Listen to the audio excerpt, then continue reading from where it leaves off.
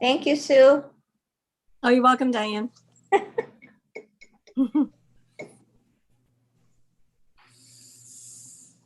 Let's see, anybody else? We are live, and Jeff, you can start at any time.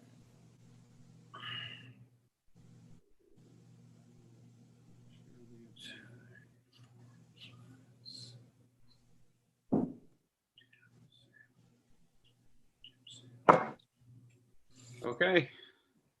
All right. So it is, let's see, 7:06 p.m. on Thursday, February 25th, 2021. This is a meeting of the Grand Island Conservation Advisory Board. We're calling the meeting to order.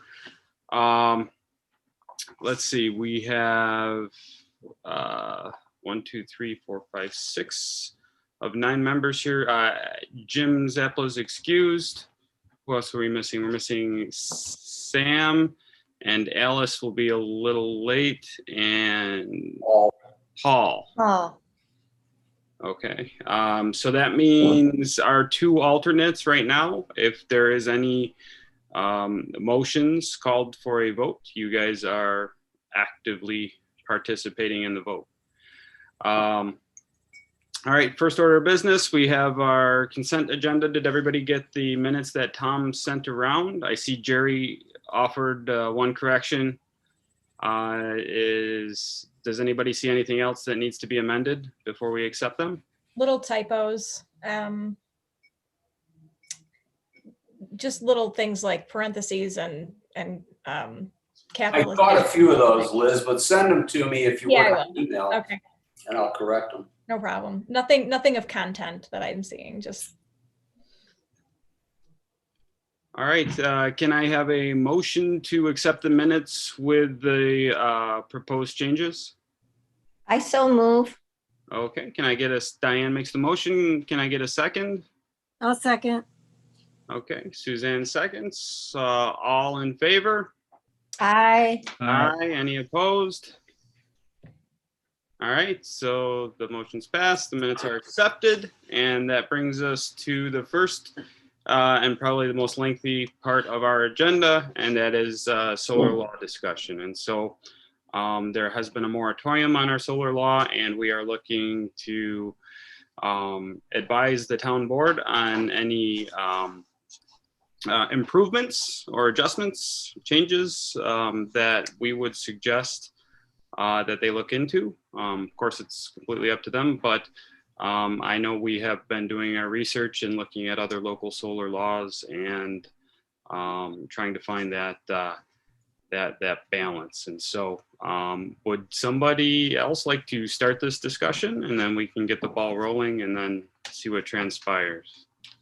Well, I'd like to get some clarification from Mike to the status of, is there going to be a task force or subcommittee?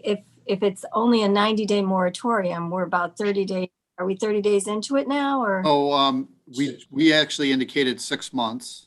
So Okay. it's a 6-month.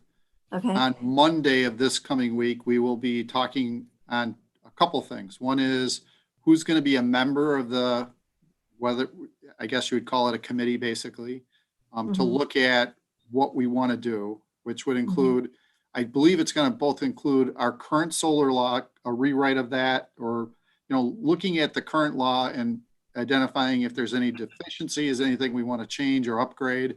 And the second is looking at the pilot. We've done the pilot approach, which is a payment in lieu of taxes, and understand, are we competitively priced, or are we way under market? Is that one of the reasons why, we're very attractive, I think, to relative to other surrounding communities, and make just, really look at that pilot, make sure that's the right approach, right price, things of that nature. So those are the 2 objectives.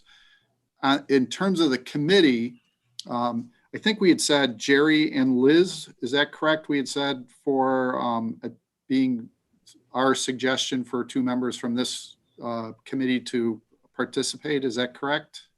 Yes, that's what the minutes. Okay, I know I should have read the minutes, sorry. So Jerry and Liz, so I'm going to put that forwards on Monday, all the board members are coming prepared to suggest different individuals. It'll probably end up being between 7 and 10. There probably will be a couple of developers, people that have plans for solar farms that will be participating in this group as well. As a result, we don't expect necessarily for a consensus to be developed. It's more like a list of options or a menu of options that the town board should look at and review and consider as things to consider for changes to the solar law. So the developers may have a list of their own. We may have a list. When I say we, the conservation board members may have a list that they may have. We're going to end up basically putting a whole list together and suggesting it. Ultimately, the town board will be the ones that look at the options that are being presented, and they'll ultimately make the decision on what's in, what's out, that will then be presented in a town hearing, a public hearing for comment and additional feedback. We'll actually make sure we capture that feedback and then decide what the next steps are from there. So that's kind of the process that I envision, although on Monday that may change somewhat. That's my viewpoint on it. Let's see what everybody else says on Monday as far as the other 4 board members. Does that clarify? I think it was Suzanne, you asked that question. Yeah, I just, in terms of us having discussion and what our role is right now at this point in time, does it make sense for us to come up with a list now? Does it make sense for us to work with our members who hopefully would be our representatives on that committee? This is my thinking. I mean, it'd be beneficial if this team shared your thoughts with Liz and Jerry, who can then use that information to build on whatever the conversation they have on the committee that's going to be formed. So yeah, I think there's a lot of benefits to get as much feedback here in this forum for them to use going forwards. Okay. Is that what you think? I mean, Jeff, were you imagining us creating a letter of advisement at this meeting right now? Or weighing in with Jerry and sharing, having a discussion so that Jerry and Liz have a sense of the issues that we as a committee feel are important? So with the 6 months, I feel that we don't necessarily need to issue advisement at this meeting. But I do think we should have a discussion with just, what our board, I'm sure other boards too are going to weigh in on this. Our representatives obviously are going to, have probably some similar concerns at the meeting with all these other members, including the developers. So I think it's probably a good idea to at least start the discussion this month, because we don't want this moratorium to get away from us. Sure. And then, it's in the town board's hands, Mike. And actually, let me just clarify something. So the steps that I see is we're going to form the committee on Monday. Separately, this group can start putting their ideas together, but if you're feeding that into the law, that could help with some of the edits later on. Ultimately, the town board will draft a law or two. There could be a pilot law or something like that as well. That would then have to go out to the committee. So it's going to go to the planning board. It'll go to this committee. It'll go to the ag board as well, because they're going to be impacted by whatever's the output of this as well. Everybody's going to get feedback. It's going to feed back to the town board. And then from there, the final draft will be formed, which will then go to public hearing. So I kind of missed that in middle part where each one of the committees that have an impact on or have any concerns with the solar law will have input at that point after. So the solar committee will feed it into the town board. They'll finalize a draft, which will go out to all the different other boards like this one. And then it'll come back together again and the final draft will be written for public hearing. Repetitive, sorry. I I don't know if Sue is getting at this, but we had one discussion last month. I think if we're gonna take time tonight, that those ideas that we come up with. I mean, I'd hate to have to repeat all this again. I realize that we're gonna have to look at the draft that the committee finally comes up with. But I don't know why we can't submit tonight, at least maybe just a letter that, of some of our concerns and ideas moving forward. I don't know what the rest of you think, but the 6 months are gonna go really fast because we're gonna have time for the public hearing and everything, so I don't know if we're It's gonna already spend a been lot more of, than a month too, so. yeah, and if we're gonna spend a lot of time on it tonight, why not take those ideas into the committee that's formed? I'm just throwing that out there. Liz and Jerry, what do you think? I don't see any harm in having a discussion about the things that we have that have stuck out to us in any of the research we've been doing since the last meeting, so that we have something that we can go forward with that we know is a kind of a consensus amongst the conservation board, and anything that Jerry and I have, or Sue or whoever else has done any research and you know, obviously we can have something stick out to me that's different than something that sticks out to somebody else. And then, you know, you guys can do a good job filtering what's important and what's not in terms of the task that's ahead. Just so everyone knows, Paul's joining right now. Okay. Hopefully he Okay. wasn't waiting there long. I just noticed he was there. My thoughts on it were that it was great that Sue provided a lot of information of what the other towns are doing. Yeah, And I've gone through most of them, and some were very, had very little information. Some other towns like Eden and Clarence did a pretty good job. And I think it might be nice to, as somewhat of a starting point, even if it's after this meeting, would be to compare those with what Grand Island currently has and take from those and add what we would like. I don't know if we would do that in the form of a list that we could basically all add to, and basically go from there, or add anything in addition that maybe isn't on any of these other plans that is special for Grand Island. What I noticed really, and I did do that, not in depth, but in a more casual, glancing way. I was comparing, contrasting, and it seems like Grand Island is the most thorough, to be honest, of all of the municipalities we looked at, including, and most importantly, that we are the only, or one of the only municipalities to go into such specific detail about pollinating plants, or natural plants and native plants and attracting pollinators.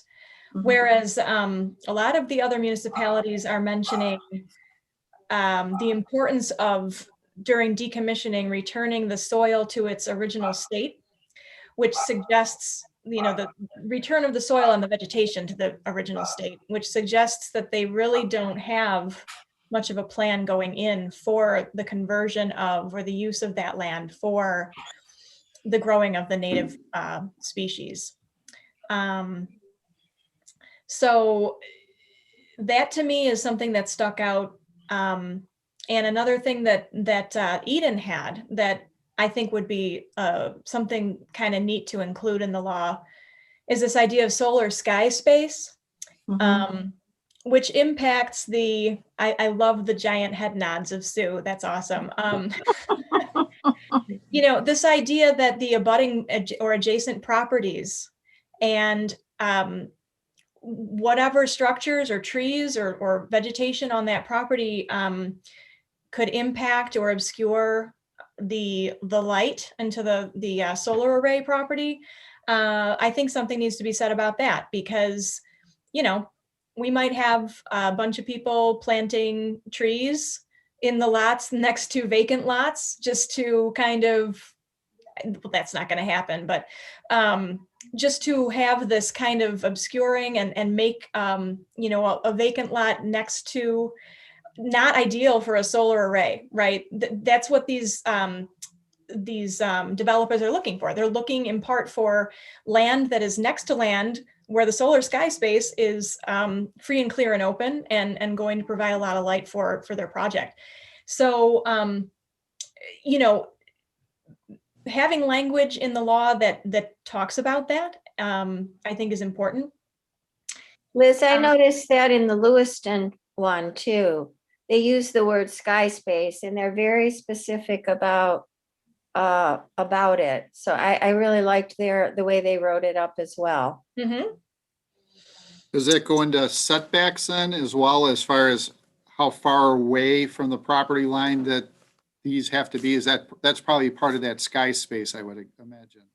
Lewiston has a lot of detail regarding that. I'm assuming that when they had their moratorium, that topic must have been something of concern because they have so much detail regarding, I would say it's the most detailed regarding setbacks and that kind of information. Yeah, I know Yeah. the But yeah. residents near where these, like over on Whitehaven, between Stony Point and Grand Island Boulevard, one of their biggest concerns are not necessarily setbacks, but the screening. So I think that's something we're gonna really need to do a deep dive on and really understand, you know, should it be bermed? You know, what kind of, you know, trees need to be around it, even though that's gonna impact, you know, the sky space for the solar sky space, as they're mentioning. You know, really having an eyesore of a solar farm in your backyard probably detracts from your real estate value. So that's some of the things I think that really drove the need to discuss, you know, this law, relook at it and make some decisions going forward. Exactly, Mike. I think we need to make sure we take the property owners into Yes. consideration because, you know, they're the ones that are definitely affected. So while we want sky, you know, solar space for the solar cells, we also want the property values and the homeowners to be happy. Right. So, and Lewiston did have a lot of setbacks. I assume the setbacks had a lot to do with making sure their panels weren't as close to the property line so trees wouldn't interfere. Right. So they can control a lot of that themselves by where they Right. position their solar cells. Where the property owners, honestly, most of them, if someone put a solar cell in my backyard, I'd make sure I had a bunch of trees in my back edge of my property so I'm not looking at solar cells either, right? So again, I think they can control a lot of that. And I think that's maybe why Lewiston had so much of the, you know, setback information in theirs. And yet there's a variation in the percentage of acreage between the municipalities of what can be dedicated to the solar array and what can't. I mean, I saw 20% in one. I think I don't remember. I saw 80% in one. So there's, you know, and while the language across many of them is standard, the little details are the things that have changed. So we've got a lot of the same subsections. But whether or not they're allowing on 5 acres or more, or if it's 10 or 25 acres that you need before you have a large solar array, those are the things that are different. But you know, I think we have to take into account with the solar sky space thing, for example. What pops into my head is, well, let's say we've got an old growth forest right next to a lot, and the developer comes along and is taking a look at maybe there's a vacant parcel there and they're going to take down all the trees to make space for, you know, the solar sky space concept kind of thing. Is there anything that we can put in the law that would mitigate that kind of a circumstance, something like that? A lot of the language in the various ordinances is very subjective. So they say things like minimal disturbance, minimal removal of trees. Lewiston's says utility scale solar energy system shall not have a significant adverse impact on fish, wildlife, or plant species or their critical habitats or other significant habitats identified by the town of Lewiston or regulatory agencies. That's fairly significant as a subjective term. But that's about as specific as any of the ordinances get. Lewiston also includes language regarding the right to come in on an annual basis and inspect, and then when and who those reports have to be returned to. So I would really like to see ours include language like that, because I think based on what I've listened to at the hearings, one of our major concerns in Grand Island and why we're imposing a moratorium is because while we have this very thorough ordinance in comparison to other communities, what we lack is the ability to enforce it. And so I think if we could add some language around inspection, and then perhaps, and we would have to talk to the town attorney, or the committee can talk to the town attorney, but is there a way that we don't, my understanding is that they have to submit materials on an annual basis, right? To continue to operate. Special use permit, I think, has to be approved every year. So if we can That could inspect, be a tool to permit For us to inspect as part of the approval process. Right. so but- there is language in some of these ordinances, very specific, so if we do an inspection and the criteria are not met, then there is, something that has to be submitted to the developer or the operator in writing. So I think, you can work with the town attorney, but I think that kind of language would certainly provide us with an opportunity for enforcement. Especially as regarding the plantings. This is critical for that. Yeah. And I think it's something that's based on the comparison of the surrounding municipalities. It's something that's relatively new in terms of the awareness, which is something that if we watched I think it was the state of Virginia had that conference in the spring and put out that the video where they seem to be much farther ahead in the planning and the regulations and the coordination of the farmland and of the planting of pollinating and native species, even grasses or things like that, for all sorts of reasons. That we need to be able to have a solid plan, make sure that that's in place, and be able to inspect it to make sure that it's not only that it's there, but that it's being successful, that it's growing the right way.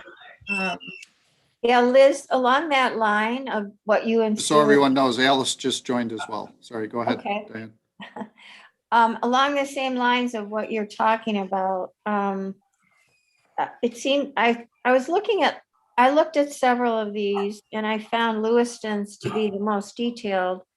And one of the things, it seems like we also need the owners of the solar farm to have some sort of maintenance plan.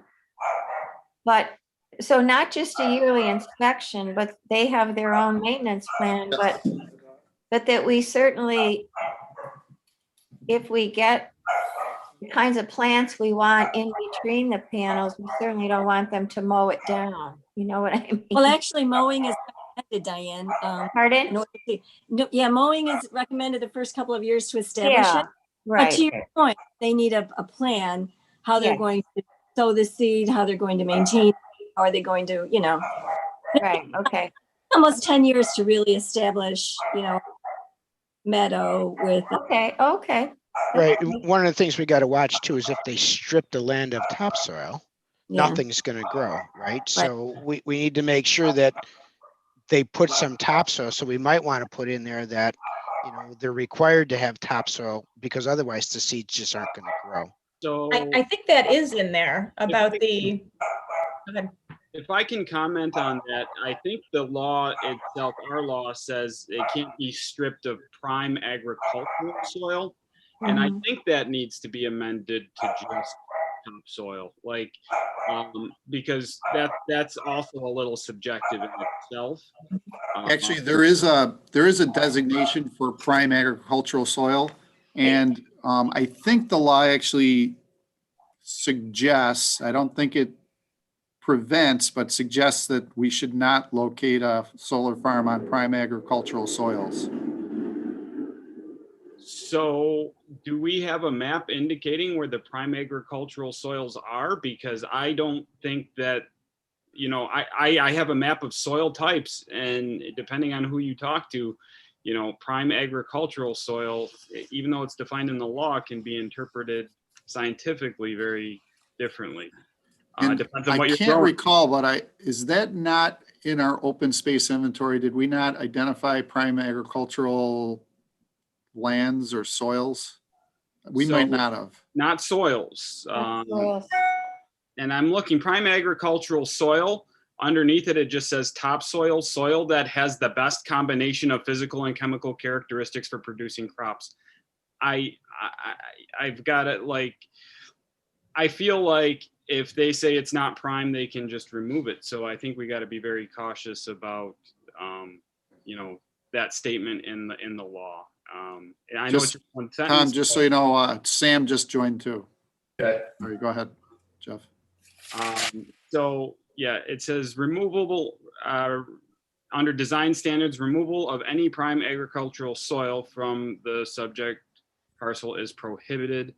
And then they define it as underneath prime, they define topsoil.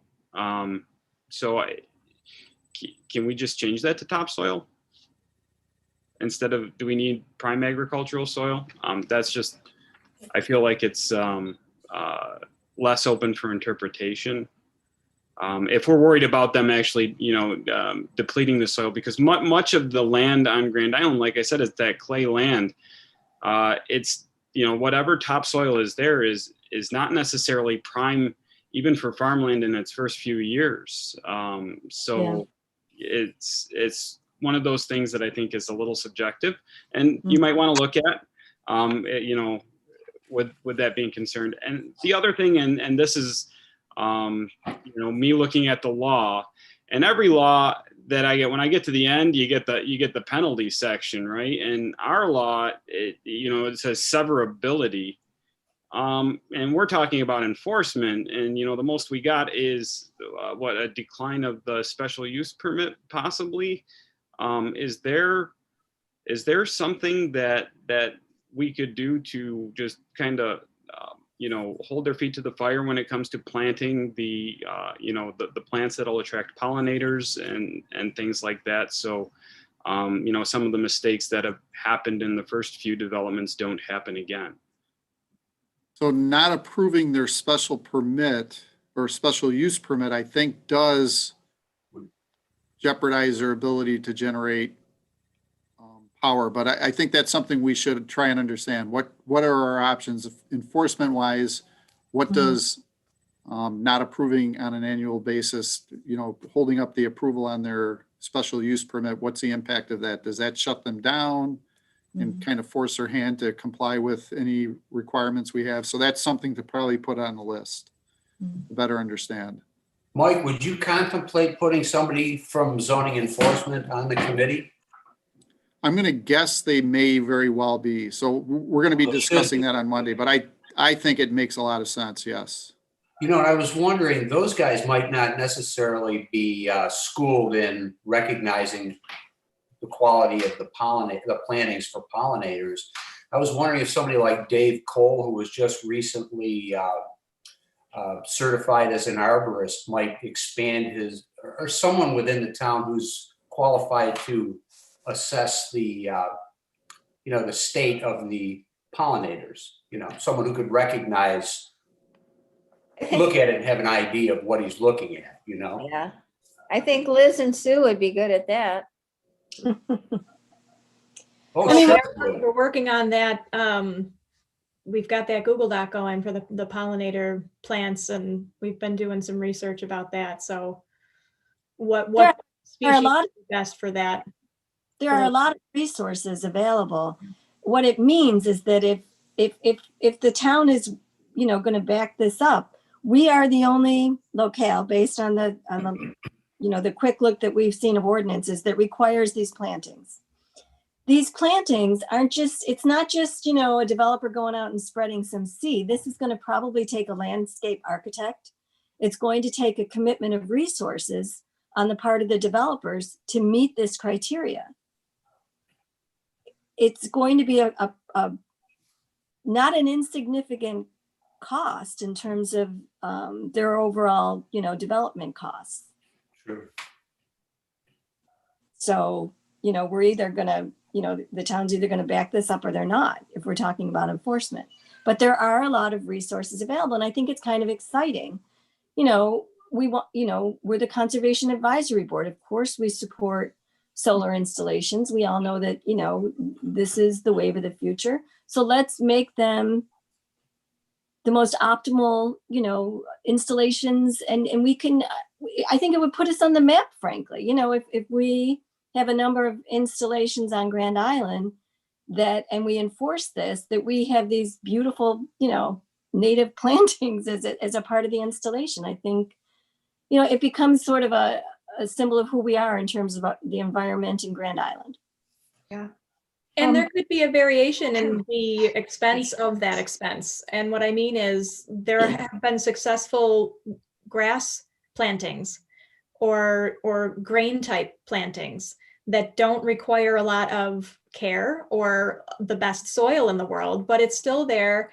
They're still able to be pollinated. They can still work in tandem with, you know, neighboring agricultural land and regenerate some of what is lost in that pollination ecology with the agricultural land. May I suggest that we discuss this? We invite Jay Burney to discuss this with us. He has a lot of experience in creating pollinator gardens. Most recently, he's working on, it's a work in progress at Buffalo Harbor State Park. And I think he could provide us with a lot of really good insight. But should it be to us or should it be to the task force that's forming? We don't need to, you know what I mean? So it could be to the task force. Whoever wants to hear it and who could best benefit from it, I think that his insight would be really helpful. He would certainly be an expert that He certainly is. I mean, you he could has. call on, because that's, you know, it's one of his specialties. Mhm. What would happen if this person were issued a special use permit in the month of December? For example, I have a horse permit for one of my properties on Staley Road. Comes up for renewal every year and there's an inspection in October. I think you ought to stipulate that the inspection that occurs with the special use permit renewal happen during a time of year when it's appropriate, so that you can assess what's there. You know what I'm saying? That Yeah. Yep, I was going to say that too, Tom. That's a great point. It is. I wouldn't just use the term appropriate, actually give a month. Yeah, Then it's. that's a good idea, Ed. Good idea. You know, like a peak bloom period, so that you can really assess Yeah. what's there. that's a great idea. I'll pose a question to everybody else who's read a lot of, I read a few of the other existing laws, but there are many of you who've done a lot more research than myself. The fencing, you know, we definitely, like, our law states it's got to be, you know, 18 gauge, you know, black vinyl coated chain link fence. Was there anything about allowing for corridors for smaller wildlife or anything like that? No, I didn't see anything. It just said, like, you know, the language that I quoted before. So this subjective language about minimal disruption of, you know, wildlife and impact on wildlife, you know, things that the people just sort of read and it doesn't really sink in, and who is to say what's disruptive and what's not. I think we need to work from the assumption that of course it's disruptive.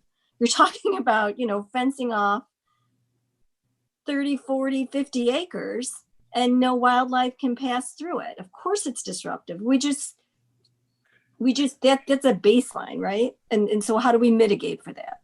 Yeah. And I What they do also, in a lot of places, they have these habitat corridors where there are tubes, right, just so the animals can get back and forth, may keep the deer out, but Mhm. you still let the small animals, also the amphibians and reptiles can get in Right. and out too.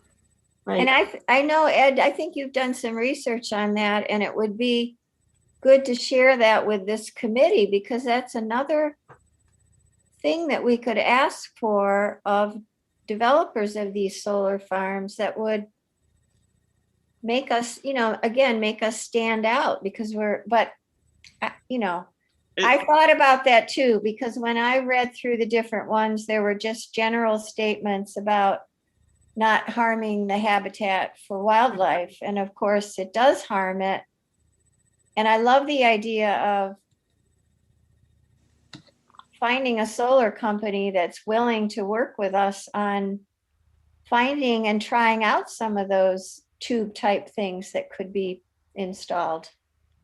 I agree. I think that the law, the way it's written right now, doesn't allow for that flexibility No, it doesn't. installing that. So that might be something that we think. I do think that Grand Island, though, is a special circumstance when it comes to this, just because of our definite boundaries, right? We're surrounded by the Niagara River. So, when we do fence off 40 acres, and places on the mainland, the contiguous forests go into other municipalities. So the wildlife can just go other places. Here, they're kind of forced into more residential sections. So I do think it's very applicable to Grand Island, even though it may not be mentioned in other, town solar laws. So Jeff, Corridors. I was gonna, when we were looking at that, the solar farm that went behind Susan's old place, we brought up this point about access to wildlife, and I thought we went further than just putting it on that one. I don't know if anybody remembers that. Are you talking about the Emery place or? Because it So seems to be, the solar farm that went behind Susan's place on Stony Point.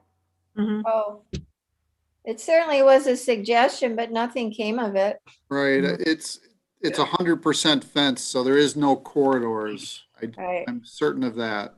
Yeah. And at a certain size of a park, they should even consider corridors for larger animals like deer or anything like that. If Exactly. you look at the park that runs right along the thruway on Whitehaven, they ran the fencing right up to the thruway fencing, which that used to be a corridor for the deer to travel. Now they have to go all the way around that park and into places where people are living, and very disruptive. Where maybe a 20-foot corridor there between the thruway fence and the park fence would have been workable for the animals. That's a Right. good If we take like 100 acre or 50 acre and we say, hey, you have to break it up into smaller pieces to put a corridor in between. So the most you can have is a 20 acre parcel before you have a corridor. Then you force them by putting in a size, you force them to put in a corridor. And I agree, it doesn't have to be a huge corridor, but it would let animals through. I like that idea. Yeah, because otherwise, is the example that was just given in terms of butting right up to the thruway, that could cause more car accidents because these deer are going to be crossing the boulevard. They're going to be crossing the nearby streets because that's their only access. So there's lots of arguments to be made in favor of it for sure. The thing I'm not sure of is providing a corridor, does that provide access to anyone to not have to go through a fence in order to get to where the solar panels are? And is there a safety risk there? That's one thing I'm not sure of. Well, it's easy. No, it would just be right in camera the in there. park. It would still be fenced. So it's just extra fencing for the solar panel park. Right. And say for example, they had to take out X amount of panels and put a 15-foot or 20-foot corridor through the park and fence those in as separate sections. They did on the Blue Rock one, they stopped the fencing on either side of the creek. So that was sort of a corridor that was left because of the way they did the fencing. So just as someone else suggested, we could, of course, it would be different with each plan, but we could identify some possible breaks in the solar panels that would be good corridors. Well, just to keep the people out, you could have a sign there that's video monitoring and have these deer cams. Ah. And you'll know who goes through there. Yeah, Yeah. Why would anybody want to, but you know.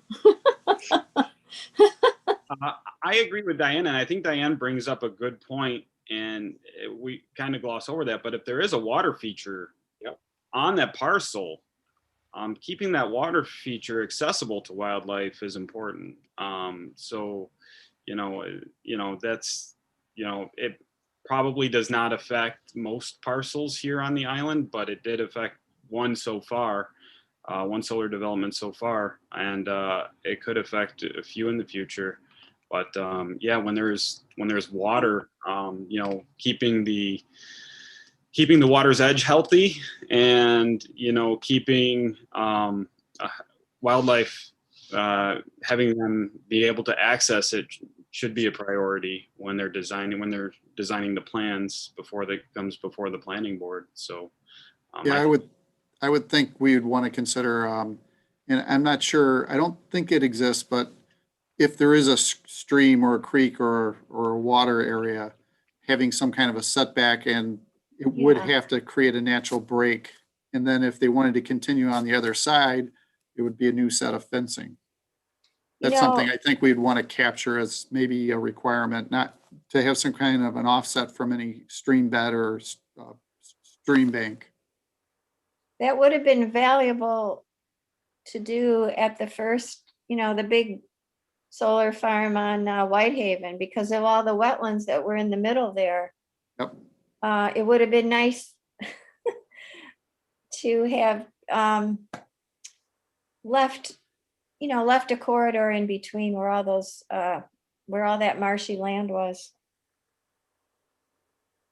As long as one thing that struck me when I was looking at some of these was, let me find a note here. Oh, here it is. Landscaping was discussed, obviously, was in each of these plans or each of these laws. I'm wondering, in one of them, here's, I guess I have trouble getting it up. I wonder if we can't add in the law mitigation for the loss of trees over a certain size. Because one of them mentioned something about trees that were over 6-inch diameter. If a number of trees are taken out in order for this farm to be built, then I think we should require that same number of trees of whatever diameter we decide should be, well, obviously the diameter, you can't always plant a tree with a big diameter, but we should have some mitigation so removal of trees can be put somewhere else. We keep losing trees, and this would be a way to make sure that we get more trees in some of our other public spaces. So like the way ours is written is that they just have to take an inventory. There's no Right. repercussions. There's nothing else that they have to do. It just says the landscaping and screening plan shall identify the number of existing trees larger than 6 inches in diameter at breast height proposed to be removed to complete the installation. But it doesn't say that they have to replace them, remove them, or fund them being put somewhere else, on site or off site. There's no language Right. that they're just lost trees. Could I answer Alice's question? You typed on there, what is DBH, diameter breast height? And you're saying you're short and someone else is tall. Actually, this is defined at 4.5 feet. So DBH is the diameter at 4.5 feet above the ground. Good point.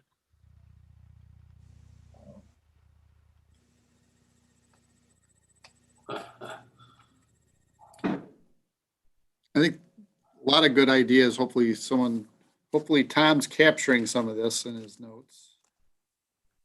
Well, what is our main We can go- statement in the beginning of, I don't have it in front of me here, but the objectives or the findings for the Grand Island, what do we say there about the environment? Does somebody else have that in front of them? I don't have it. You mean on our law, Yeah, our current law? I mean, some of them are very strong from others. It says, without diminishing the quality of life in the neighborhoods, Yeah, we don't really have anything like that. to preserve the overall beauty, nature, and character of the town. I mean, they're all very strong at the very beginning. Mhm. The welfare, safety, environmental quality, ecological stability. We should have a strong statement at the beginning with the Conservation Board. Well, that's You the know, odd thing is that one of the areas I think we should do a little research on is wetland, whether we say New York State or federal, I think it'd probably be New York State, but what wetlands types do we want to protect? What kind of offsets would you want relative to a wetland and or a stream bed? So I think, is there laws out there that address that? That'd be something I'd be curious about.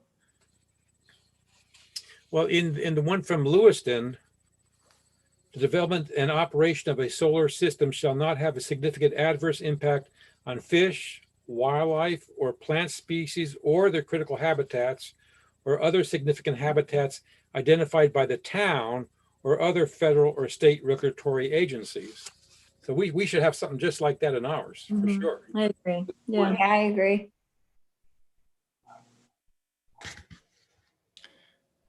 Ed, did you say that, is that what's in Lewiston? Is that, That's Lewiston, yes. that is Lewiston? Yeah. Yeah, I heard theirs is pretty good. Yeah. I thought theirs was the most thorough. And it would be. Well, again, they went back to it after they had a moratorium, so I'm sure Right, right. just whatever their concerns were.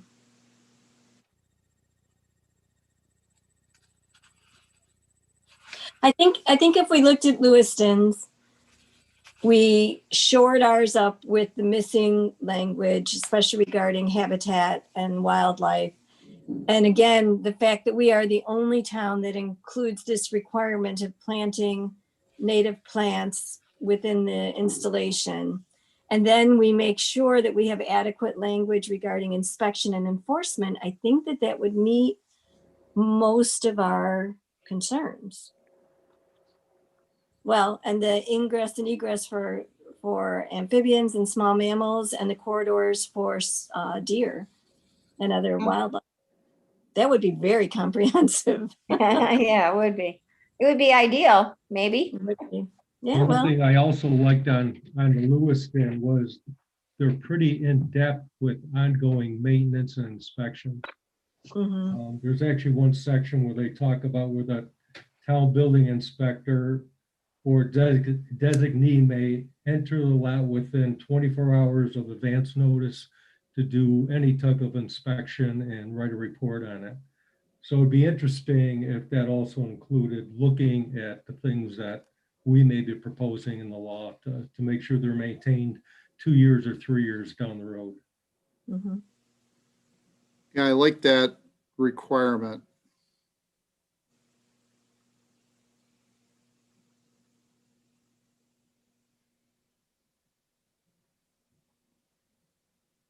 These are all. You know, something else I thought of when I was reading the Lewiston one.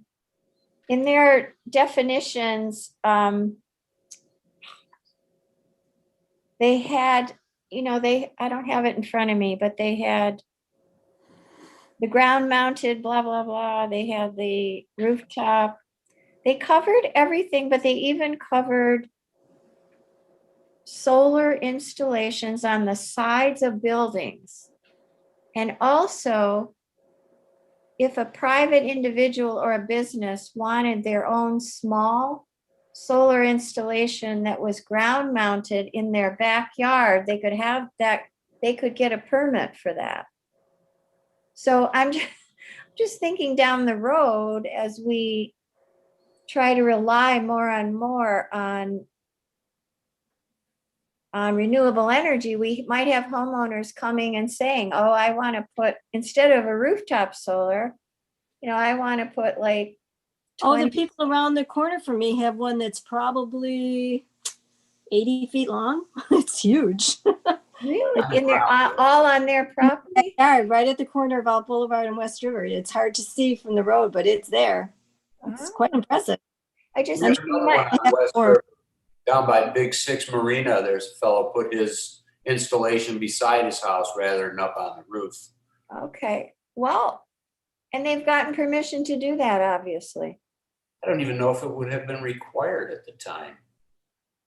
Yeah, I know. But Because that, anyway, that was something that was in the Lewiston one that occurred to me that I had never thought about. People wanting to do something on the side of their house or in the backyard. We do have in our law a few paragraphs on minor installations, right? So what we've been talking about is major installations, minor Right. installations. And it is, Right. I do believe it's allowable in all zones. And so I think it's just, you know, you got to stay within the setbacks and, Right, you know, there's not too much governing the use of solar panels on private lands.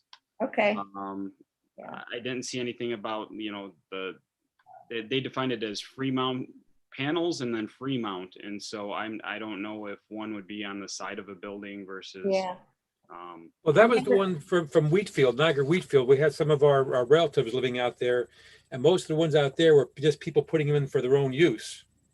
Ah, And there was a lot of complaints there about the reflection, the glare off the panels going into people's houses. oh, Yeah, so they wanted berms on there, and they wanted low reflectivity paint. and Yeah, I saw neutral it in a lot of colors. the so does Wheatfield have a new law now or a moratorium? They I believe it was a moratorium, and now they have new laws for that. Okay. Worth looking at.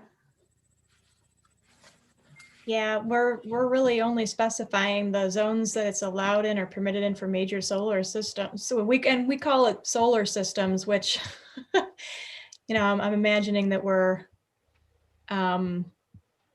it just brings to mind the Milky Way. But there's a lot of our law begins with a lot of definitions, which I think is very good. And they don't all. But the minor systems, yeah, there doesn't seem to, it's pretty vague. Yeah, I would agree that we need to be a lot more specific, to Diane's point, that we need to be more specific, as this is definitely going to become more and more of, it's going to be more popular, more people are going to be requesting it, and we need to be proactive about what kind of regulations we would want, the town would want. In the Wheatfield document, under definitions, they have a ground-mounted solar energy systems, then they define that, roof-mounted solar energy systems, and then they talk about utility scale solar energy Ah, systems. So they're distinguishing between utility and the private ones.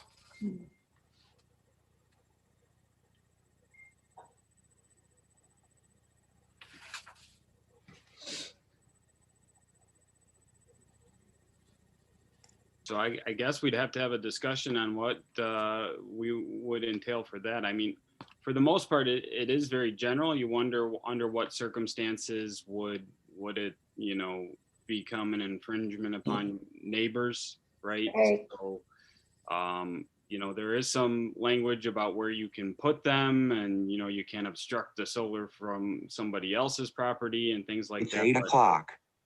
I Sorry. think that we could probably improve upon that, and I'm not prepared to say anything about that part. But yeah, you know, if they address it, maybe perhaps we should, just to make sure that we're not, you know, being bad neighbors to one another.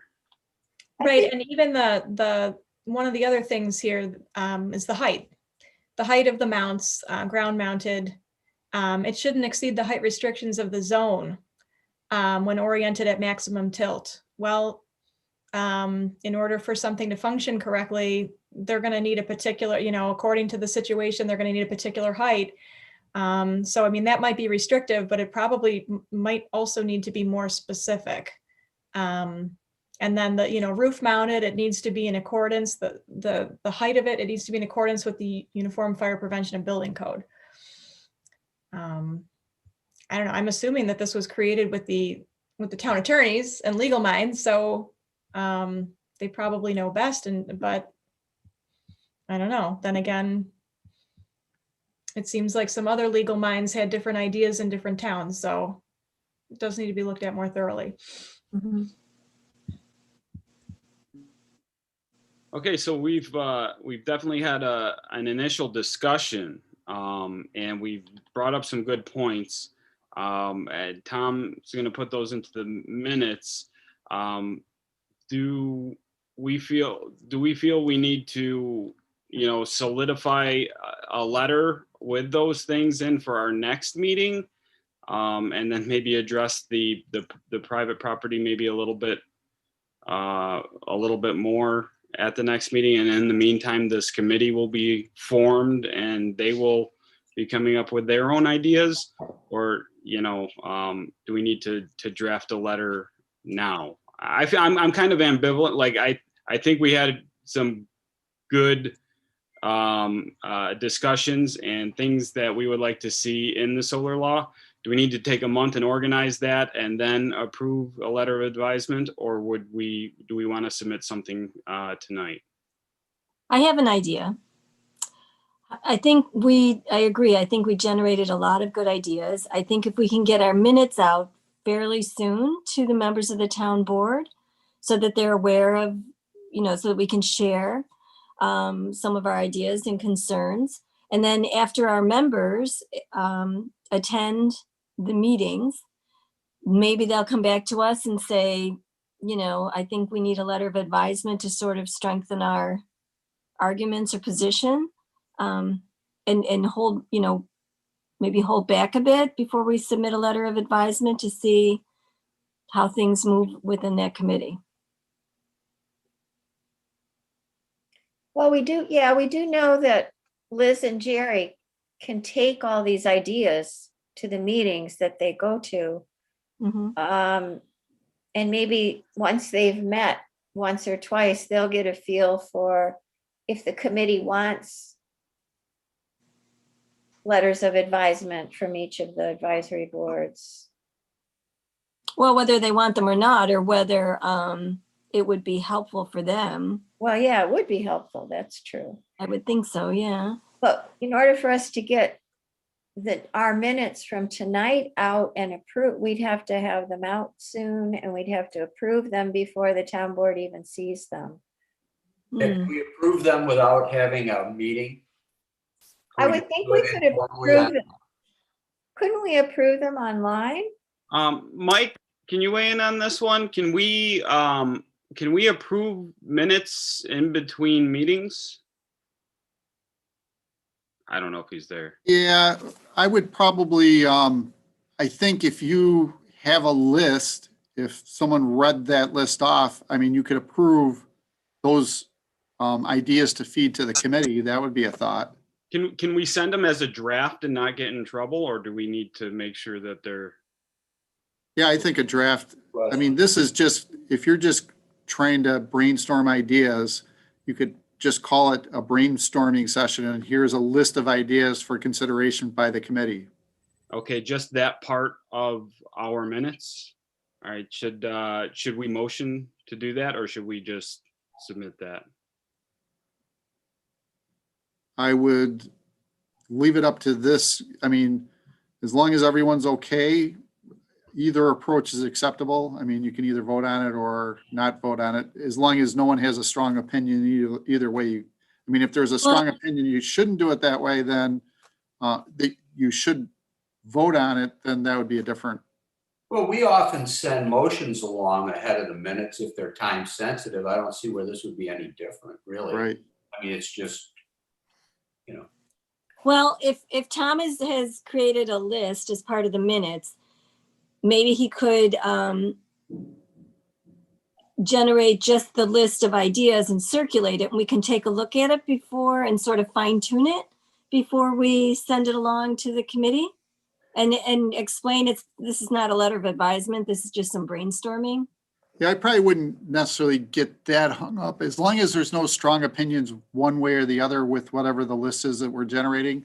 I would just, I mean, I think you can make it as unofficial as, this is a list of different ideas that we brainstormed and share it with that committee. Okay. I think that's okay. I think maybe we should save our motion for our advisement, our official advisement to the town board. And we'll just send this along as a draft list of ideas. How's Yep. that? Draft- Yeah. If I can add something else to that list, I'm again looking at that Wheatfield document. They talk about grading, stormwater, and erosion control. And no one's been talking about that, and that's pretty important. Yeah. And then it also says that the plan shall minimize the potential adverse impacts on wetlands and class 1 and class 2 streams and the banks and vegetation along those streams and wetlands, and minimize erosion or sedimentation. I mean, that think should be on the list too. Yeah, I think Lewiston had something on Yeah. stormwater. Yeah, that's what I'm Lewiston, looking at right now. the Lewiston Wheatfield. had something similar, yeah. So maybe we need to be a little bit more specific in our brainstorming and to say that we suggest that the committee look at the language in the ordinances of Wheatfield and Lewiston regarding, and a list of the Yeah. areas that we've discussed, because I think it's always helpful to have actual language to look at when you're talking about revising an ordinance. Yeah, I think that would be a good step to include, because some of us have already looked through several ordinances, and this we could point out to them the ones that we thought had the best language. Mhm. But the ordinances that have more information about erosion control, et cetera, are not specifying anything about plantings, which the plantings are in large part designed to mitigate also. So that would have to be taken into consideration as well. Do we include Eden with the Wheatfield and Lewiston laws? You guys had alluded to the Eden ordinance earlier. I Well, didn't, I'm sorry, I didn't get a chance to look at the Lewiston or the Eden one.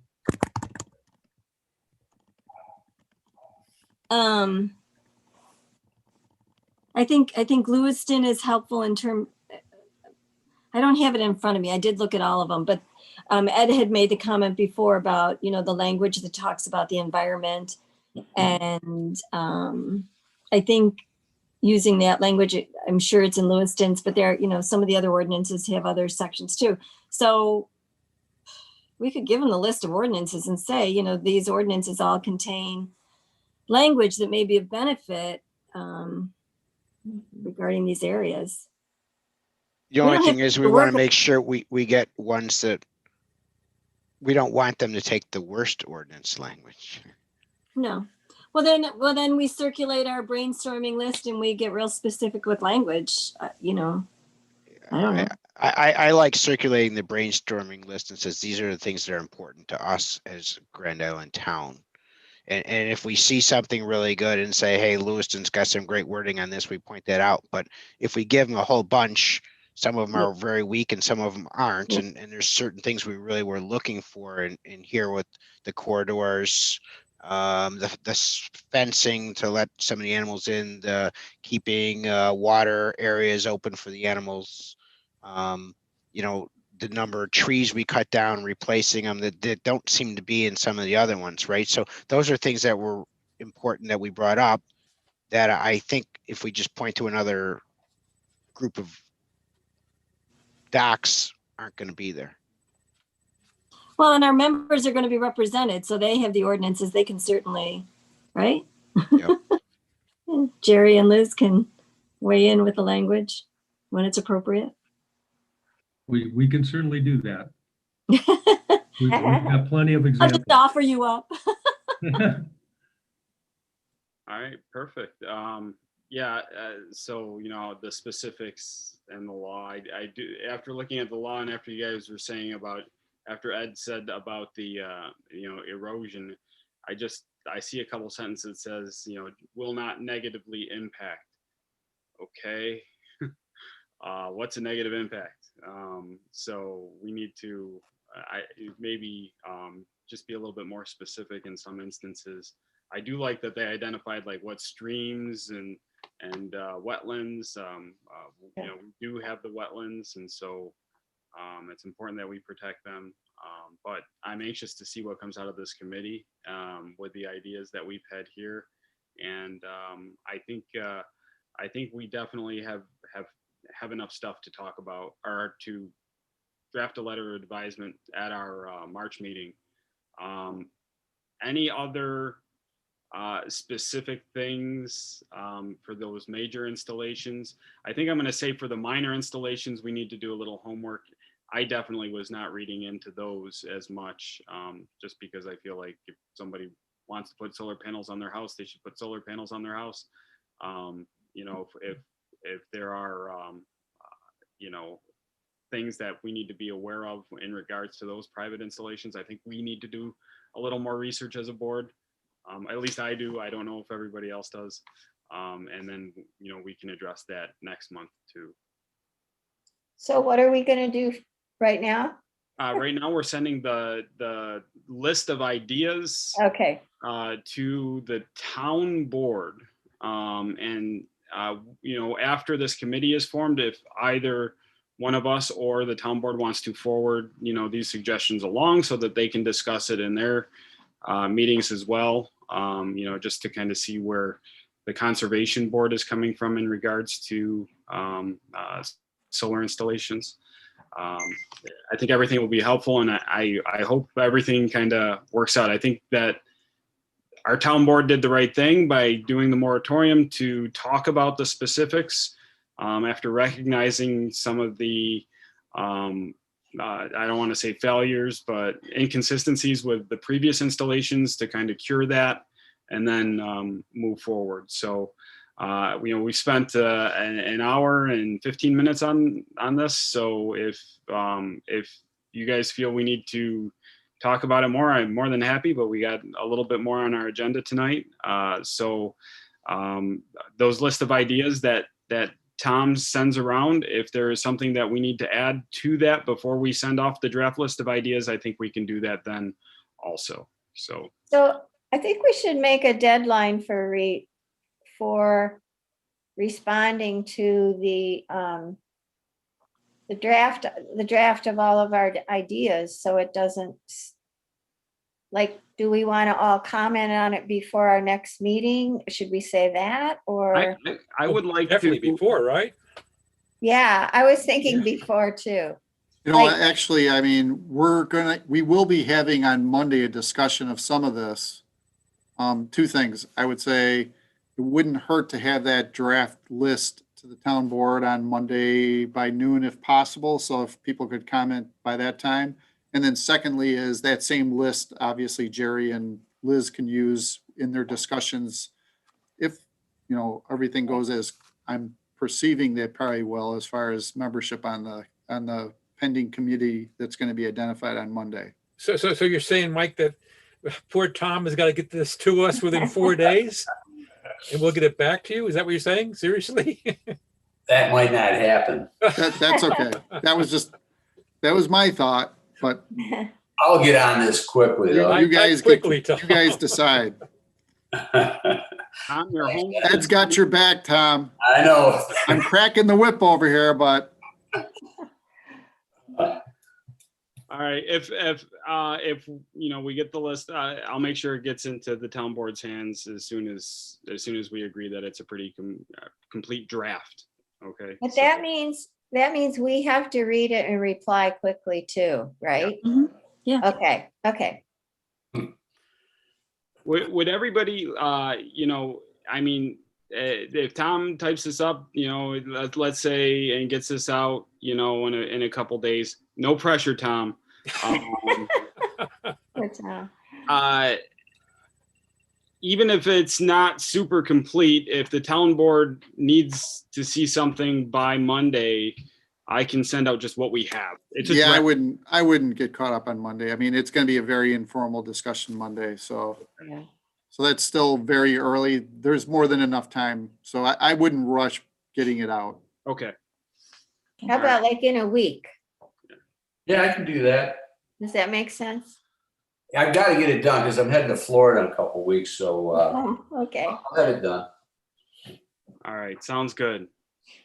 All It was right. a great, it was a great discussion with lots of good ideas. Yeah, Was. it's going in a positive direction. I like it. And so, all right, Diane, Yeah. you have some discussions about the tree grant and our planned Arbor Day. Yeah, just real quick. As far as the tree committee goes, we've submitted a contract to Albany to be approved by the DEC. And we almost have an RFP completed. We have a draft, and we're gonna make some changes in that. So once we get we can't put out the RFP until we get the contract signed.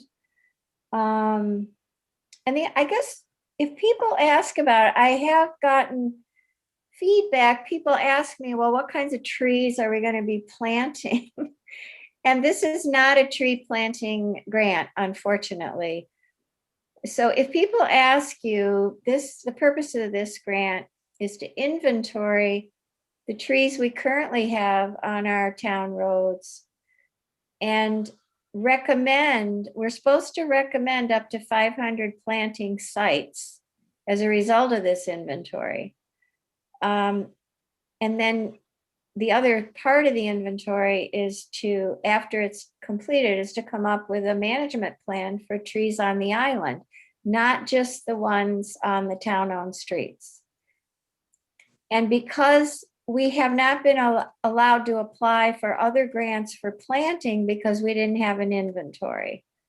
So I think some people think we're going to be planting a whole bunch of trees right now, and that's not the case. So if people ask you, you can correct them on that. There's really nothing else I need to say about that.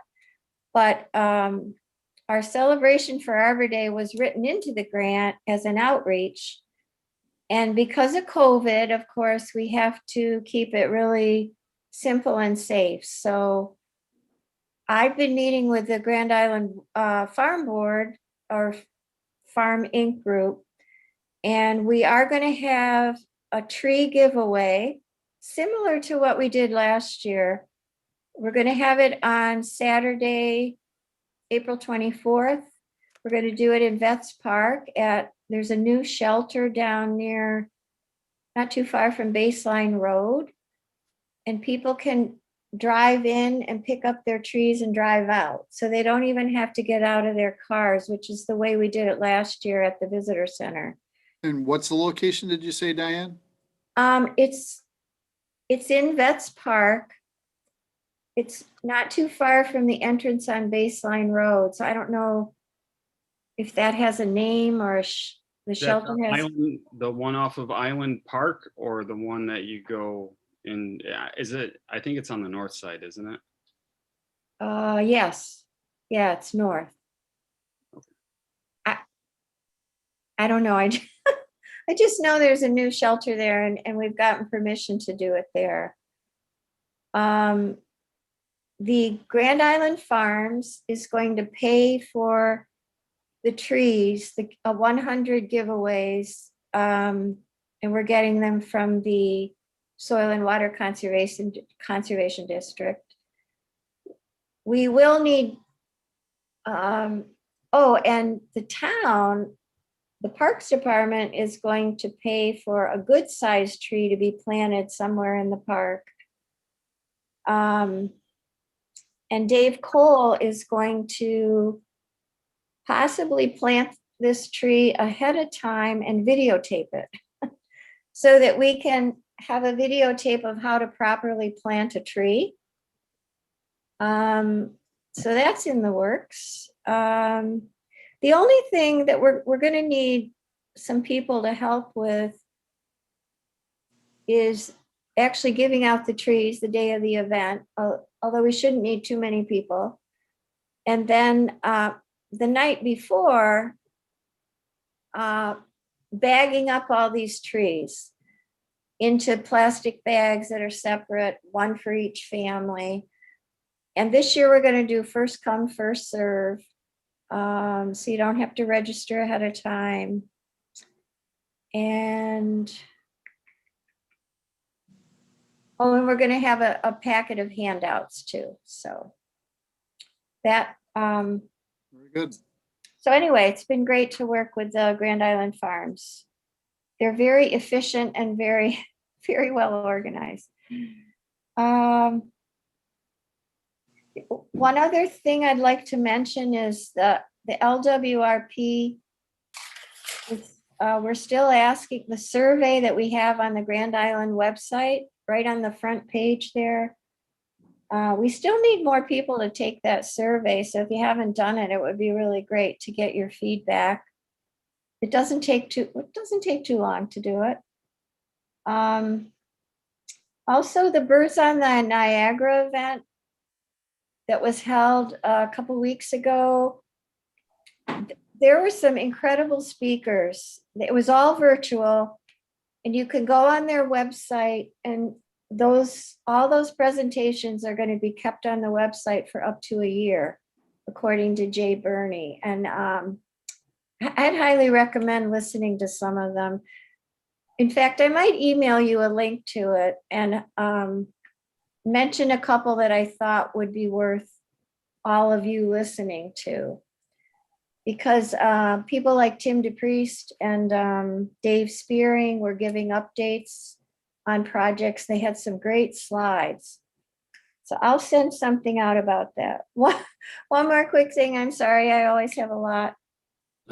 Buffer in a Bag is a small grant that we can apply for to plant some vegetation along one of our creek beds, only about 50 feet, to shore it up and make sure a place where we've already seen erosion going on, or we feel like the creek bed needs some protection on the side.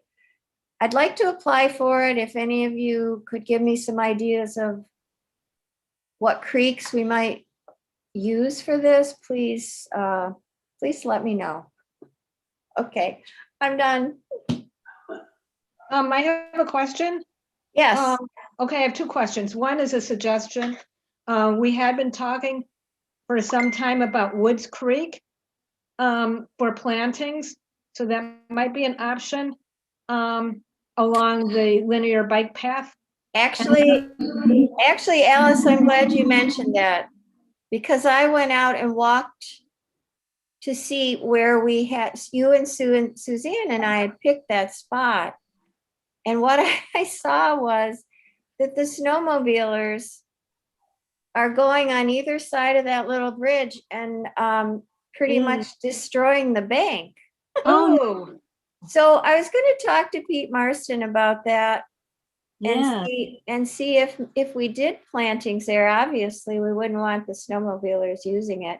They can go over the bridge, but that's, Alice, that's a good suggestion. I do want to pursue it, but I also don't want to have all our work destroyed by snowmobilers going over it. So yeah, you don't want them to be plantly sacrifices. no. Any other ideas? Let me So know. my other comment, I just want to make one other comment, which is you mentioned the tree plantings and the tree giveaway. Do you want me to do any sort of photography or interviews or any Yes. media Yes, stuff? that would be great, because we're going to need that for the grant too. So I'll be in touch with you closer to the time. Okay, good. Yeah, Alice, that's great. Thank you for offering that. You're welcome. Also, just for a few of you who knew Dorothy Westhaver, I really think it would be nice for either individuals or the Conservation Board to do something to honor her, because she was just an amazing asset to this community for so long. And she recently died. She was 91. And I've kind of been throwing the idea around. I have an idea. Go ahead. What if when the Parks Department plants the tree in Veterans, what if we got a plaque that said Dorothy's name on it in honor of her, because they have enough people at Veterans Park. A dedication. Yes. That'd be really Yeah, nice. dedication, yeah. That'd be awesome. Yeah. Yeah. And I could write an article. Yes, you could. So I guess we need to talk to parks about, because they have those, they have plaques with Right. people's names on them. We need to talk to parks about how do we go about, getting that. And That's yeah. a good, yeah. You know what? I'll talk to Dave. Dave Cole's been really cooperative on working Okay. with the grant and working with the Arbor Day Committee. So that's a great suggestion. I'll talk to him about it. Thank you. We could name a trail after Dorothy. We Do we could, have- Oh, that'd be Dorothy nice. West Safer Trail, be cool. We have yeah, a trail named for Joanne Carr, the one that leads out of the Nike base park over at right, the Golden Age Center. It's memorialized with a plaque. yeah. I also thought of just putting a bench somewhere, but, so those are all good ideas. Mhm. Thank you. I like the trail idea. Yeah, I do too. Yeah, because she was like instrumental in all those acquisitions. Yeah, and she was putting all this amazing. stuff together for years, you know? Yeah. Maybe as we go forward with Scenic Woods, Yeah, do we Oh, have? yeah, names that'd be of those great. trails? those trails aren't really named at this point. Are Why they? not Dorothy? Well, something to think about. Yeah, something to think about. Thank you. Great ideas. Diane, I think one more thing, and it kind of jumps into the next one, the meetings. Oh, yeah. We're interacting a lot in our parks lately, and you had some contact with the Parks Board? Yeah, I asked Judy Schmidt if they might be interested in meeting with us, having a joint meeting. And she brought it up at her board and they agreed, and they thought maybe we should just pick, select 2 topics that each board would like to share with the other board. So it doesn't get too long because we always have a lot of stuff to do. So I said I'd bring it up to people tonight and see if they're interested. One option is we both meet the same week of the month. They meet on the 4th Monday and we meet on the 4th Thursday. So one option would be whatever month we decide to do it, to see how many of us could attend their Monday night meeting or how many of them could attend our Thursday night meeting, and go with the date when the most people could come, rather than setting aside some new date that might interfere with a lot of other things. I don't know. What do you guys think about that? Makes sense. Yeah, maybe we should just propose a few meetings and a few meeting dates.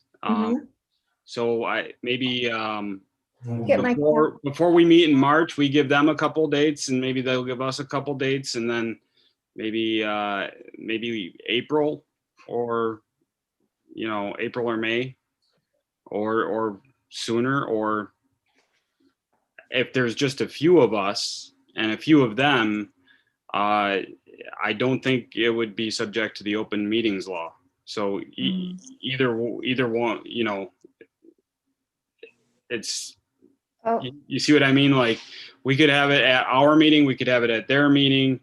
If it only works out that a few of us can do it on certain days and we just want to have a group, as long as there's not a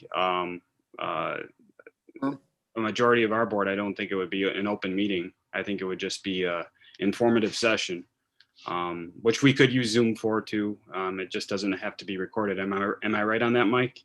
Yes, correct. As long as it's not, if it's not a quorum, then it's really not a meeting. Okay. So I would say any day, if you guys put forth any day of the week that you could meet, if a bunch of us can meet on Mondays, maybe we attend their meeting. If they can meet us on Thursdays, they attend ours. And if it doesn't look like it's happening, maybe we say, well, how about we just do a Tuesday and we'll get some of our members and you get some of your members, and we can discuss. I'm up for any of that. I would like to talk with them. I mean, we're doing some great things with these trails, and I think that getting feedback on what they see and what we see. Yeah, And yeah. how to, it even goes as far as the economic board and ecotourism, making sure that people know where these trail assets are. They're really assets to our community now. So, So, let- I can lead in So- on that one if you want me to. yeah. So let me take a poll right now. Is there anybody who would have trouble meeting on a Monday night? I mean, I'm being barely general, but I could meet. I'm good. okay. So what I'll do is get back in touch with them and offer maybe the Monday in April or the Monday in March. Should I offer either one of those or not? Well, we want to make sure we got a topic what we're going to cover, so I'm not too about sure if April? March is ready. Yeah, I think April would be better. Sorry, my phone's ringing. Okay. Well, I'll make the offer that we could meet with them on the fourth Monday of April. Hi, Diane, this is Sheila. Sorry. Hi, Sheila. Okay, so I'm looking at April. On the fourth Thursday is Earth Day, believe it or not. We'll have a meeting on Earth Day. Oh, cool. Oh, okay, let's do it. But the Monday before, so their fourth Monday is not till after ours. So in April, their meeting actually falls the week after ours. Hang on, yes. We meet the 22nd, they'll meet the 26th because the first is on a Thursday. So we could, if there's a few of us that could meet April 26th with them, that would be great. If they decide that they would like to come to our Earth Day meeting, it would be on the 22nd. I think we could propose both options. I like the Earth Day meeting idea. Paul, do you think you could give them a synopsis of your work in terms of trail mark? Yeah, absolutely. So the we've got the large map. Oh, I was referring to at that meeting, though. I didn't mean. Oh, yeah. Okay. The discussion. Yep. We can do that. Yeah, because that's certainly the greatest area, one of the largest areas of overlap between our committees, Well, what I was trying to do on the map was I put on biking trails, hiking trails, kayak trails, the sled hills, the state parks, parking for the biking trails, the marinas, the kayak ramp launches. I'm trying to get playgrounds. Yeah. So where it started out just to be sort of a hiking trail and biking trail, if we're going to put it up on the town board, if you're coming and you want to explore what Grand Island has to offer, and golf courses, I think we should really have all that out there. That's our recreation for the How about the people who come here. snowmobile trails? Maybe the snowmobile trails? Well, that's good if you have to get out there and do the snowmobile trails. And yes, that we can definitely put those out there. The snowmobile club probably has those trails I somewhere. think so, yeah. But I'll make a note of snowmobile trails. Oh, is that available electronically? Not yet. Part of it is I've just been working off a printed copy that I've dropped off and had some conversations on. They don't have it updated yet, and he's pretty busy now for a little bit, but he said he's going to work on it. But I got a bunch of stuff out there color coded, and I think we still have to shoot. I think I wanted to do the Nike base, Tom, so maybe someday we can walk that one. Sure, anytime. And I don't think we have Gallagly all done either, right? So those are the two that I think we need to do. Well, they're basically the same area. They're connected, so one walk I think would do it for us. Probably. And he found out that, like I said, my Garmin watch worked really good. He's found out his Garmin watch does too, and he figured out how to download it and upload it into the GIS software. So that worked out real well. So I think all we really need to do is walk it with a watch or two. And Get out there prior to foliage. yeah, and the garments work pretty good, but yeah, we're gonna try to do it once the ground, A, the snow got off, and B, it wasn't a total mess. Gotcha. Yes, but that's where we are on those.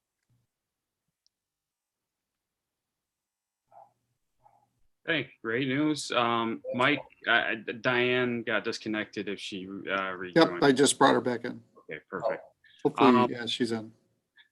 All right, so we're just doing a draft brainstorming list instead of advisement. And so that brings us to the town board report, Mike. Okay, so everyone knows we're going to be talking about the solar committee, identifying who's going to be on the committee on Monday. Another item that will be on the agenda for the 6:30 p.m. workshop will be the Long Road, an update on the Long Road warehouse. So John and Bob Westfall probably will be involved with just giving a quick update. Right now, just so that you know, the ball's really in the developer's court. They need to rework their plans, but more information to follow on Monday night. So they'll have a pretty good, they'll indicate exactly what's going on with that warehouse. And I know there's a Cleanup New York program plan coming to the, Grand Island, but those details will be shared on Monday as well. Probably some one-day cleanup, type of a community event that's going to be planned in the near future. I didn't get the dates, so. Any updates on South Point? I have heard nothing. You know what? I should have asked to have that put on the agenda for Monday as well. No, I did not get an update on that. They've been pretty quiet since the approvals occurred. So that one's moving forwards theoretically. So, but I've heard nothing, no new noise on that front. We'll put it on the agenda for our next meeting. I'll give you an update.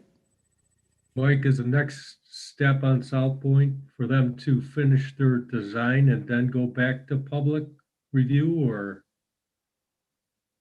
So the preliminary plan was approved. So yeah, the final plan, so it's got to go through a lot of reviews still. I'll have more details at our next meeting to let you know what the actual next steps are. All right. Any additional news, announcements, comments, stuff to get ready for our next meeting? I've got a question on the Conservation Advisory page on the town website. I was wondering how that gets modified and whether, or how it gets maintained. If there's, usually I just send an email to Rhonda and that gets disseminated to where it needs to go. But I haven't made that many changes. I'm not the web guru. I just kind of make sure our names are on there, and then there's contact information. Okay. But 'Cause I don't know who did it, but I don't know if it was Liz but the backyard, the great backyard bird count was added on there, and I thought that was a great idea to put some life into the page. yeah, and Mike, if we get that info on the cleanup, that might be something we could put on there too. You know what? I'll run that through you. I'll see what they have on Monday night. I'll let you know, Jeff. Okay. Another thing to do on that, Mike, would be just to the members listed are not correct. So if they could just do an update on that. Okay. Yep. I think we still got poor Tom as an alternate. Oh, yeah. Okay. That's outdated then. Jeff, could you just work with Rhonda to get that updated? Yeah, I think we got an email with all of the board members and with their terms sometime. So I can just re-forward that along, and then that can be updated. I knew something was wrong, and I think the term dates were wrong too. So I'll check that out. Okay. So is this a good place to actually do stuff like Diane mentioned, a video for tree planting and a bird seminar that went over very well?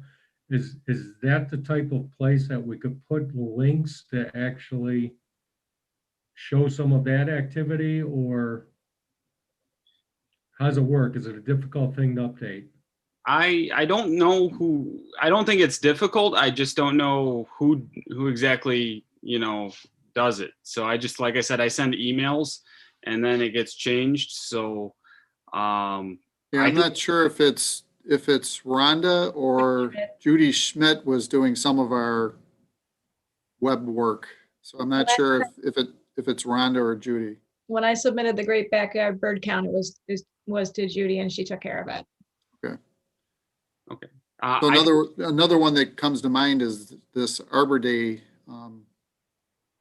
event that was on April 14th or whatever the date was. That might be something we'd want to put on there as well. Yeah, 24th. Okay, so if we get, since there's new stuff on there, I think it might be a great idea to get the webpage out.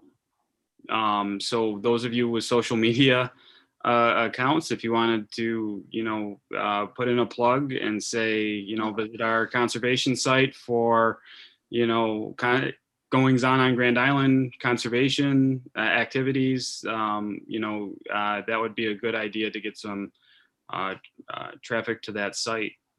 And hopefully we can keep it more updated. So if you have ideas on what to put on there, maybe just, I don't know, CC Judy and Rhonda, and hopefully it gets on there. As long as it's conservation, I have no problems with it. I don't think anybody else would. So, but we got to remember to take down the outdated stuff too. So we'll look into that and fix that. And I think we could probably have some of the upcoming events that are highlights put on Isle de Grande and linked to our page. Mm-hmm. It might increase some traffic. It's a great idea. All right, anything else? This is a very productive meeting. We got a lot out of this. Hopefully we get some good news about the solar committee that's being formed next week. And, we're gonna have to do some work. Let us know, keep us informed of what the town board, is thinking, Mike. Much appreciated. We know you guys are working hard, and there's a lot of things to look at with the solar law. So yep.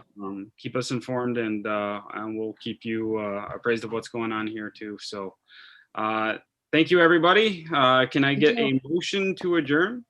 So moved. Alice's motion. Can I get a second? Second. Second. Suzanne second. All in favor? Aye. Aye. All right. All opposed? We're dismissed. Thank you. Good night, everybody. Good night. Good night. Good night. Bye, everybody. Good night. Thank you. Thank you. Thanks, Michael.